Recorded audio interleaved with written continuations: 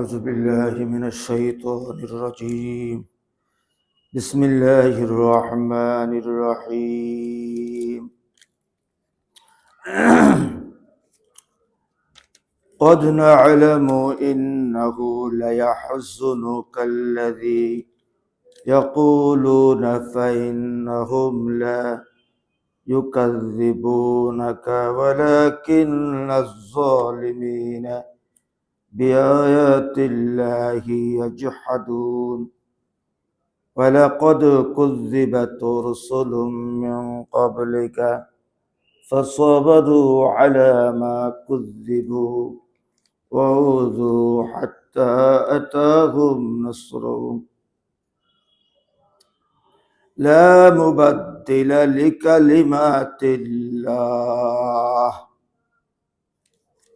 اللهم صل على محمد وعلى آل محمد كما صليت على إبراهيم وعلى آل إبراهيم إنك حميد مجيد. আল্লাহ সুবহানাহু ওয়া তাআলা আমরা শুকর গুজার হচ্ছি রহমতের ঘরে, আল্লাহর ঘরে আল্লাহর নৈকট্য লাভের আশায় এবং আল্লাহর দ্বীনের কথা শোনার জন্য মসজিদে বসার তৌফিক দান করলেন। আমরা জবান খুলে বলি আলহামদুলিল্লাহ। আমি আপনাদের সামনে সূরা আনআমের 33 এবং 34 দুটো আয়াত পড়লাম।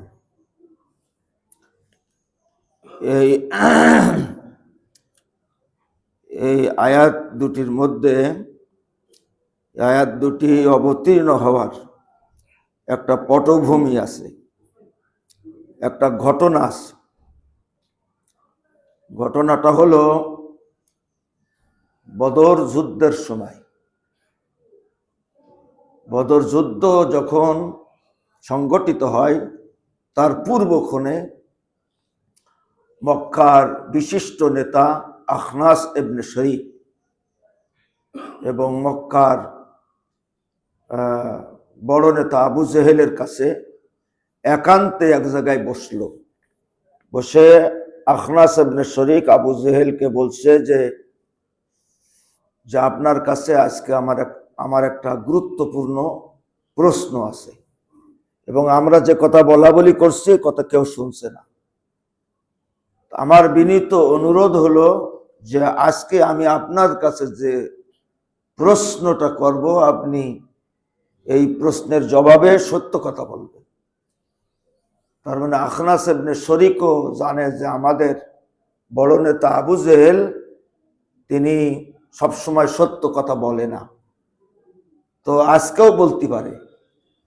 যেন আগে তার কাছে সতর্ক করে দেওয়া হলো যে আপনি আজকে মিথ্যা কথা বলতে পারবেন, আমার প্রশ্নের আমি সঠিক জবাব চাই।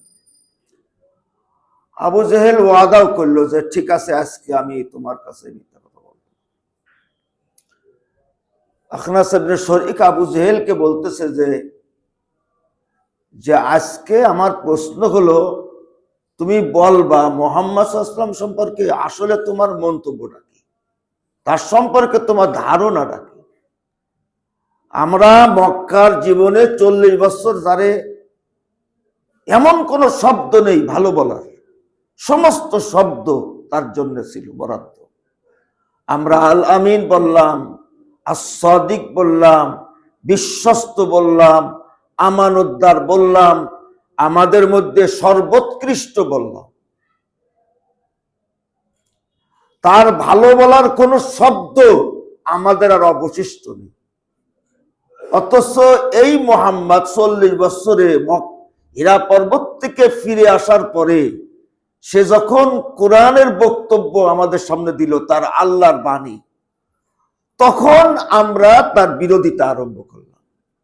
বিরোধিতা করতে গিয়ে আমরা তাকে পাগল, কাহেন, নির্বংশ, শারীরিক অত্যাচার, আবু তালেবে বন্দি, হত্যার আইন পাশ, তারপরে এই মক্কা থেকে তাকে বিতাড়িত করলাম, আমরা মদিনায় আক্রমণ করলাম, তারপরে এখন আমরা বদরের মাঠে তার বিরুদ্ধে যুদ্ধ করতেছি। কিন্তু আমার কাছে আজও পরিষ্কার না, মুহাম্মদ সাল্লাল্লাহু আলাইহি ওয়াসাল্লাম যাকে এত ভালো বললাম, কিন্তু আজকে সে এত খারাপ হয়ে গেল, দেশেও থাকতে দিলাম না, এখন আমরা তাকে হত্যার পরিকল্পনা, এখন তার বিরুদ্ধে যুদ্ধ।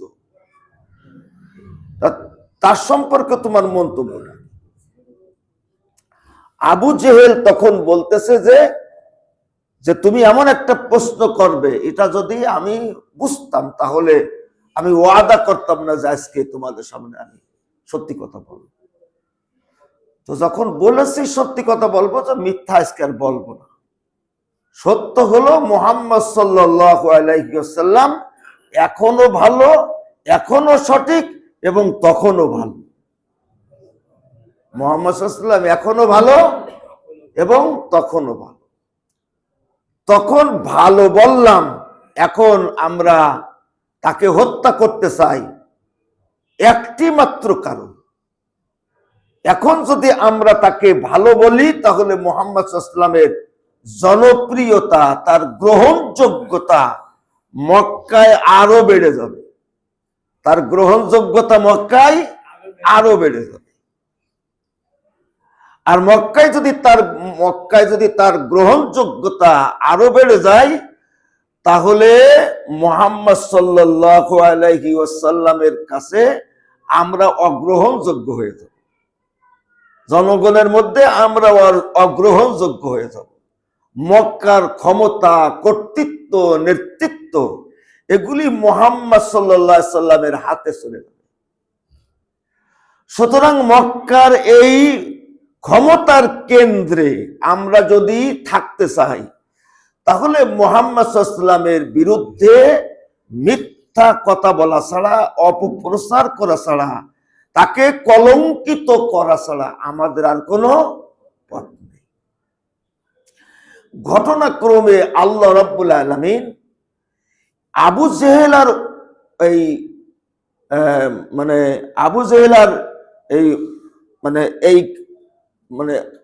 আর এই মক্কার এই কুরাইশ কাফের যে আখনাস ইবনে শরীকের এই কথোপকথন আল্লাহ রাব্বুল আলামিন জিবরাইলের মাধ্যমে রাসূলকে জানাই দিলেন।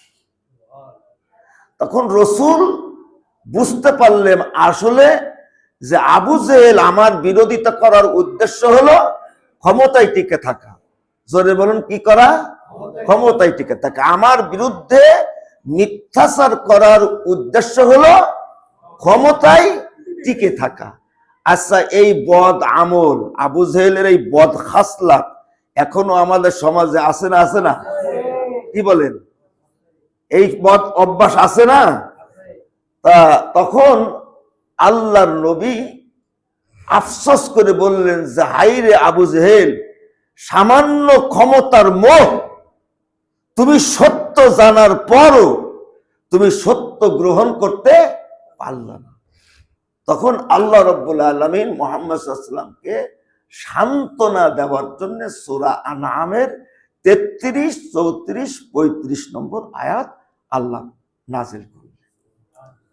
আল্লাহ বলতেছেন, قد نعلم إنه ليحزنك الذي يقولون فإنهم لا يكذبونك ولكن الظالمين بآيات الله يجحدون। قد نعلم, আমি অবগত, إنه ليحزنك الذي يقولون, আবু জেহেলরা আপনার বিরুদ্ধে যে কথা বলেছে, যেভাবে কথা বলেছে, যে মন্তব্য করেছে, আপনি দুঃখ পেয়েছেন, আপনি কষ্ট পেয়েছেন, আমি অবগত। কদ না'লামু, আমি অবগত। আল্লাহ বলছে ফাইন্নাহুম লা ইউকাযযিবুনাকা, আসল কথা হলো তারা আপনার বিরুদ্ধে মিথ্যাচার করে না, মিথ্যা বলে না। আপনার বিরুদ্ধে অপপ্রচার করা ওদের উদ্দেশ্য না। 40 বছর পর্যন্ত তো আপনার কিছু বলিনি।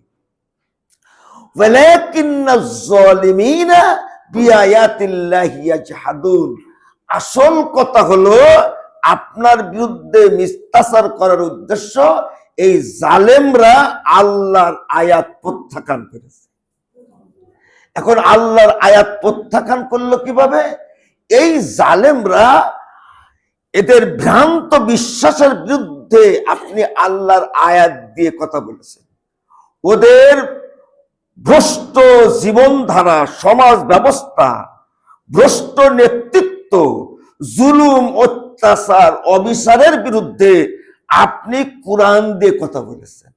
সেই কথাগুলি ওদের ভালো লাগেনি, তাই তো তারা আপনার বিরুদ্ধে লেগে গেল। আসলে আপনার বিরুদ্ধে মিথ্যাচার করা মানে হলো আল্লাহর কথাকে প্রত্যাখ্যান করা। এখন এই আয়াতের মাধ্যমে আমরা কি বুঝলাম? আমরা এই আয়াতের মাধ্যমে বুঝলাম, 1 নম্বর বুঝলাম যে পৃথিবীতে আল্লাহর পথে ফিরে আসা, জীবনের সকল ক্ষেত্রে আল্লাহর বিধিবিধান মেনে চলার একমাত্র বাধা হলো দুনিয়ার জীবনকে অগ্রাধিকার দেওয়া। আমাদের সামনে যদি দুনিয়ার জীবন আমরা যদি অগ্রাধিকার দিয়ে চলি, তাহলে আল্লাহর অনেক বক্তব্য আমাদের পছন্দ হবে না। কারণ আমার উদ্দেশ্য তো দুনিয়া। আল্লাহ বলছে যালিকা বিআন্নাকুম মুস্তাহাব্বুল হায়াতাদ দুনিয়া আলাল আখিরাহ। বিশ্বাস করে আখিরাত কিন্তু প্রাধান্য দেয় দুনিয়া। এটা হলো কাফেরদের চরিত্র। ওয়া আন্নাল্লাহা লা ইয়াহদিল কওমাল কাফিরিন। যারা দুনিয়ার জীবনকে অগ্রাধিকার দেয় এরা কখনো পথ খুঁজে পাবে না। উলাইকাল্লাযীনা তাবা আল্লাহ, আল্লাহ এদের অন্তরে, চোখে, কানের উপরে মোহরাঙ্কিত করে দেন। মোহরাঙ্কিত মানে এদের শুভবুদ্ধির যোগ্যতা আল্লাহ নষ্ট করে দেয়। এদের নৈতিক অনুভূতির মৃত্যু ঘটে যায়। হ্যাঁ, এরা আর মানুষ থাকে না। মানুষ কতটা পশু হতে পারে আমরা চিন্তা করতে পারি না। ছোট্ট ছোট্ট বাচ্চাদেরকে বিকৃত কায়দায় ধর্ষণ করে তাদের নাড়ি বুড়িগুলো স্যুপ বানিয়ে তাদের শরীরের গোশত ঝলচিয়ে আহার করা, প্রশান্ত মহাসাগরের দ্বীপের মধ্যে আহার করা। আর সেই পার্টির মধ্যে কারা গেছে পর্যায়ক্রমে? মানুষ কতটা নিচে নামতে পারে। যখন পৃথিবী দুনিয়া ছাড়া আর মানুষের সামনে একজন মানুষ তখনই ভালো হবে যখন সে বিশ্বাস করবে জবাবদিহিতার অনুভূতি। জবাবদিহিতার অনুভূতি ছাড়া, জাহান্নামের আযাবের ভয় ছাড়া, জান্নাতের পুরস্কার ছাড়া পুলিশ, বিডিআর, আর্মি আমাদের ভালো করতে পারবে না। আল্লাহ বলছে মান আহাব্বাদ দুনিয়া, যে দুনিয়া জীবনকে অগ্রাধিকার দেবে, আদররা বিআখিরাতিহি, আখিরাত হারাতে হবে। ওয়া মান আহাব্বা আখিরাতাহু, যে আখিরাতকে অগ্রাধিকার দেবে, আদররা বিদুনিয়া, দুনিয়া তার ক্ষতিগ্রস্ত হবে। ফাআসিরু মা ইয়াবকা আলা মা ইয়াফনা। এজন্য বুদ্ধিমানদের পরিচয় হলো অস্থায়ী জীবনের উপরে স্থায়ী জীবনকে কি দেওয়া? প্রাধান্য দেওয়া। জোরে বলো, অস্থায়ী জীবনের উপরে স্থায়ী জীবনকে প্রাধান্য দেওয়া। আবু জেহেল পরকালকে প্রাধান্য না দিতে পারার কারণে রাসূলের কথাগুলো সে উপলব্ধি করতে ব্যর্থ হয়েছে। আর 2 নম্বর, ওয়ালাকিন্নাজ জালিমিনা বিআয়াতিল্লাহি ইয়াজহাদুন। রাষ্ট্র ব্যবস্থা, অর্থ ব্যবস্থা, সমাজ ব্যবস্থার ক্ষেত্রে আল্লাহর যে বিধিবিধানগুলি আছে তা প্রতিষ্ঠার পথে কারা বাধা? যারা হলো জালেম। জোরে বলুন, কারা বাধা? যারা হলো জালেম। আর জালেমরা এই বাধা প্রদান করে মিথ্যাচারের মাধ্যমে।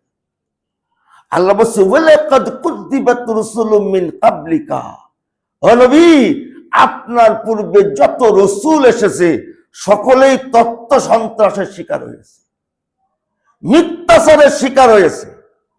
আজও যদি আমরা নবী রসুলগণের পথ অনুসরণ করে এই সমাজ রাষ্ট্র সংস্কারের পথ অবলম্বন করি, আবু জেহেলদের উত্তরসূরিরা আমাদেরকে একা ছেড়ে দেবে না। আজও তত্ত্ব সন্ত্রাস চলবে না? চলবে না? তত্ত্ব সন্ত্রাস চলবে। এছাড়া তো পুঁজি নেই, জনগণের সামনে কিছু দেওয়ার মতন তো পুঁজি নেই, চরিত্র নেই, বিশ্বস্ততা নেই, সততা নেই, আমানতদারিতা নেই। আছে তত্ত্ব সন্ত্রাস করা, মিথ্যাচার করা। মিথ্যাচারের শিকার হওয়া এটা নবীগণের সুন্নাত।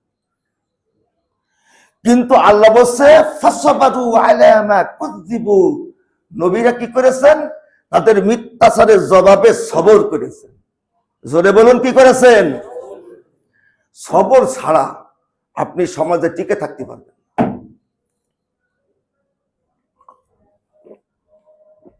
কোরআনের মধ্যে অসংখ্য জায়গায় আল্লাহ রাব্বুল আলামিন আমাদেরকে বলছে ওয়াসবির আলা মা ইয়াকুলুনা, ও নবী মক্কার কাফেররা আপনার বিরুদ্ধে যা বলে আপনি শুধু সবর করেন। ওয়াহজুরহুম হাজরান জামিলা, আপনি উত্তম পন্থায় এড়িয়ে চলুন। সব কথার জবাব দিতে গেলে আপনি কাজ করতে পারবেন না, এড়িয়ে চলুন, এড়িয়ে চলুন। সূরা ইউনূসের মধ্যে বলছে ওয়াসবির হাত্তা ইয়াহকুমাল্লাহ, আপনি সবুর করুন ততদিন পর্যন্ত যতদিন আল্লাহ ফয়সালা না করে। ওয়াহুয়া খায়রুল হাকিমিন, আল্লাহই উত্তম ফয়সালাকারী। আল্লাহ কি? উত্তম ফয়সালাকারী। সূরা আল ইমরানের মধ্যে আল্লাহ বলছে ওয়া কাইয়্যিম মিন নাবিয়্যিন কাতালা মাআহু রিব্বিয়্যুন কাসীর ফামা ওয়াহানু লিমা আসাবাহুম ফি সাবিলিল্লাহ ওয়া মা দাউফু ওয়া মাস্তাকানু আল্লাহু ইউহিব্বুস সাবিরিন। কত নবী তার সাথী সঙ্গীরা সত্য প্রতিষ্ঠায় তারা বাধাপ্রাপ্ত হয়েছে, নির্যাতন অত্যাচারের মুখোমুখি হয়েছে, কিন্তু তারা কি করেছে? তাদের জীবনে তিনটা জিনিস আসেনি। ফামা ওয়াহানু লিমা আসাবাহুম ফি সাবিলিল্লাহ ওয়া মা দাউফু ওয়া মাস্তাকানু, তারা হতাশ হয়নি, তারা দুর্বলতা প্রকাশ করেনি, তারা বাতিলের সামনে মাথা নত করেনি। এই ধৈর্যশীলদের আল্লাহ পছন্দ করে। তাহলে আপনি যদি মন্দের মোকাবেলা করতে চান তাহলে মন্দ ব্যবহার করা যাবে না। আল্লাহ বলছে লা ইয়াস্তাবিল হাসানাতু ওয়ালা সাইয়্যা, মন্দ ভালো কখনো সমান হতে পারে না। মন্দকে মোকাবেলা করে তুমি যদি মানুষের বন্ধু হতে চাও তাহলে ইদফা বিল্লাতি হি আহসান, মন্দের মোকাবেলায় ভালো কিছু করো, তাহলে দেখবে জীবনের শত্রু আমি আল্লাহ বন্ধু বানাই দেব। কিছু বোঝেন? আল্লাহর আয়াতের ওজন বোঝেন? আপনি মন্দের মোকাবেলা করবে উত্তম কিছু দিয়ে, তাহলে এতদিন পর্যন্ত তোমার জীবনে যে শত্রু ছিল আমি তার অন্তরে তোমার বন্ধুত্ব বানাই দেব। কিছু বোঝে? অন্যায় দিয়ে জুলুম দিয়ে আপনি কিছু জয় করতে পারবেন না, ভালো কিছু করতে হবে। এরপরে আল্লাহ রাব্বুল আলামিন বলতেছেন যে ফামা ওয়াহানু লিমা আসাবাহুম ফি সাবিলিল্লাহ, তারা হতাশ হয়নি, দুর্বলতা প্রকাশ করেনি, এবং তারা কি? যে তারা বাতিলের সামনে মাথা নত করে। এই আয়াত, এখানে আমরা কোরআনের সূরা বানী ইসরাঈলের একটা আয়াত লক্ষণীয়। আল্লাহ বলছে ওয়াইন কাদু লায়াস্তাফিজুনাকা মিনাল আরদ লিইখরিজুকা মিনহা ওয়া ইযাল লা ইয়ালবাসুনা খিলাফাকা ইল্লা, সব কোরআনের আয়াত এগুলি। আমি আপনাদের সামনে যা বলতেছি এগুলো কিসের আয়াত? আমার পছন্দ না হলে আয়াতগুলো আপনারা নিজেরা পড়ে নেবেন। এটা সূরা বানী ইসরাঈলের ৭৭ নম্বর আয়াত বলতেছি। আল্লাহ বলছে ওয়াইন কাদু লায়াস্তাফিজুনাকা মিনাল আরদ, হ নবী, চূড়ান্ত চেষ্টা করেছে আপনার, ওয়াইন কাদু লায়াস্তাফিজুনাকা মিনাল আরদি, মক্কা ভূখণ্ড থেকে আপনাকে বিতাড়িত করার চূড়ান্ত চেষ্টা প্রচেষ্টা করেছে। কিন্তু তারা আসলে আপনাকে ওখান থেকে দারুন না দোয়ায় আইন পাশ হলো আপনাকে হত্যা করা, সে আবু তালেবে বন্দী, রাতের অন্ধকার আপনি চলে আসছেন, উদ্দেশ্য ছিল মানে শত্রু মুক্ত করা মক্কাকে। কিন্তু ওয়াইদাল্লাহ ইয়ালবাসুনা খিলাফাকা ইল্লা কলিলা, তারা জানে না যে আপনি আপনাকে মক্কায় তাড়ানো, মক্কা থেকে তাড়ানোর কিছুদিনের মধ্যেই ওদের মক্কা ছাড়তে হবে। এত কিছু বুঝেছেন? ওরা তো আপনাকে শেষ করে দেবে, কিন্তু শেষ করার পর্যন্ত মদিনা পর্যন্ত চলে গেছে, কিন্তু ওরা জানে না যে আমি আপনাকে সেভ করব, আর আপনার তাড়াতে গিয়ে শেষ পর্যন্ত ওরা মক্কা ছেড়ে দেবে। ওয়াইদাল্লাহ ইয়ালবাসুনা খিলাফাকা, আল্লাহ নবী হিজরত করলেন, 8ম হিজরিতে মক্কায় ফিরে আসলেন। সুবহানাল্লাহ বলবেন না? কয় বছরের মাথায়?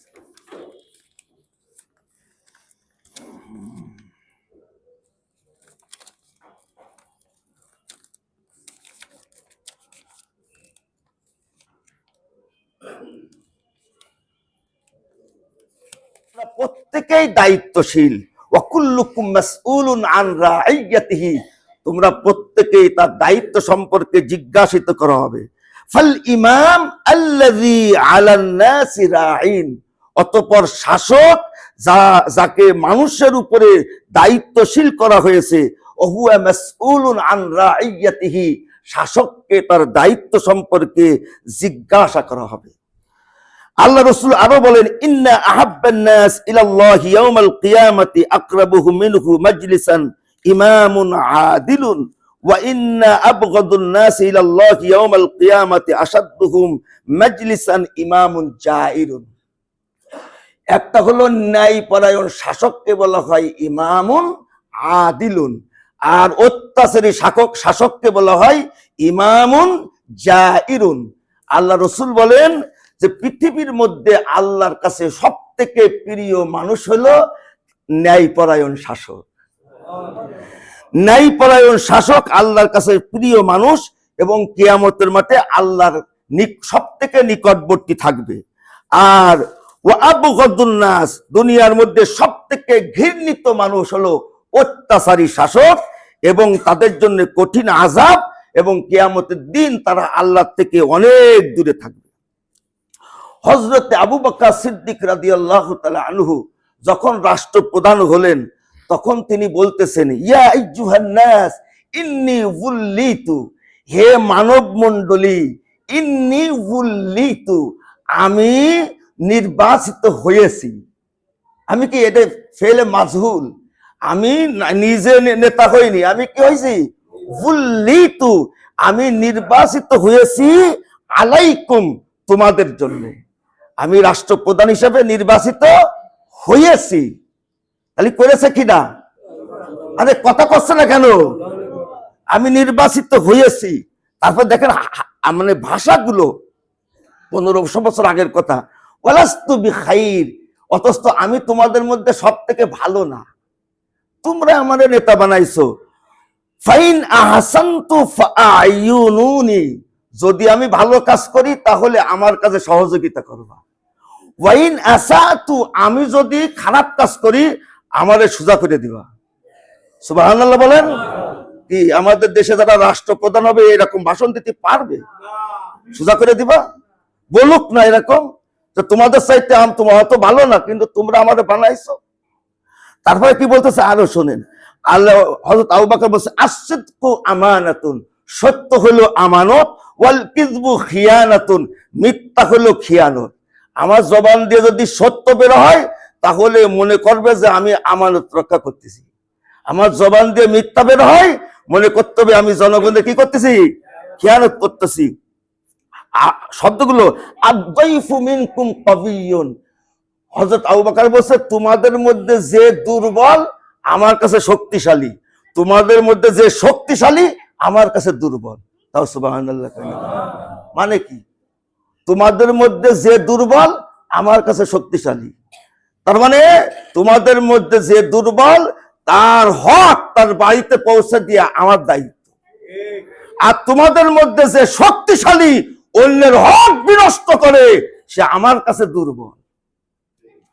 রাষ্ট্র ক্ষমতা, পৃথিবীর কোন রাষ্ট্রপ্রধান এরকম একটা ভাষণ দিতে পারবে? রাষ্ট্রপ্রধান ভাষণ দিতে পারবে? তারপরে হযরতে ওমর রাদিয়াল্লাহু তাআলা আনহু যখন রাষ্ট্রপ্রধান হলেন, বললেন যে ফুরাত নদীর পাশে যদি একটা ছাগলের বাচ্চাও হারায় যায় আমার ভয় হয়, আমার কাছে জিজ্ঞাসা করা হবে। হযরত ওমর বলতেছেন, হযরত ওমর রাদিয়াল্লাহু তাআলা একবার এক বৃদ্ধা এবং তার বাচ্চার খাদ্য বহন করে নিয়ে যাচ্ছেন, তখন হযরতে আব্বাস রাদিয়াল্লাহু তাআলা আনহু বলছেন যে বোঝাটা আমার কাছে দেন, আমি একটু বহন করি। হযরত ওমর রাদিয়াল্লাহু তাআলা আনহু বলছে, কিয়ামতের মাঠে তো তুমি আমার অপরাধের বোঝা বহন করবে না, সুতরাং আমি যেহেতু খলিফা বোঝাটা আমার বহন করতে দাও। এই হলো ইসলাম, এই হলো শরিয়াত। আল্লাহ আমাদের বোঝার তৌফিক দান।